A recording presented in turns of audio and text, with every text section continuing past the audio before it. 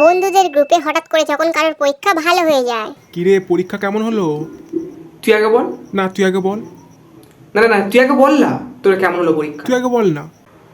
তুই আগে বল। না তুই আগে বল। বল না কি হলো? তুই আগে বল। না না তুই আগে বল। না না তুই আগে বল না।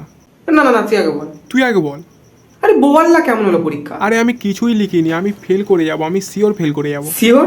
আরে হ্যাঁ রে শিওর। কথা দিচ্ছিস? হ্যাঁ রে। Same same. কি তুইও ফেল? আরে আমি 5 মার্কসের লিখিনি। সত্যি বল। শিওর শিওর একদম ফেল তো। আরে অভিজিৎ ফেল করে যাবে। অভিজিৎ ফেল? সাবাস। আরে বিজয় বলছে ও ফেল করে যাবে। বিজয়ও ফেল? কিন্তু রনি পাস করে যাবে। রনি পাস? হ্যাঁ ভাই বলছে তো পাস করে যাবে। দেখেছিস তো কিরম চিটিং ব্যাগ ছেলে, কিরকম চিটিং ব্যাগ ছেলে, একবার দেখ। কল করছিস? দে তো আমাকে, দে দে লাউড স্পিকারে দে দে। হ্যালো, হ্যাঁ বল ভাই।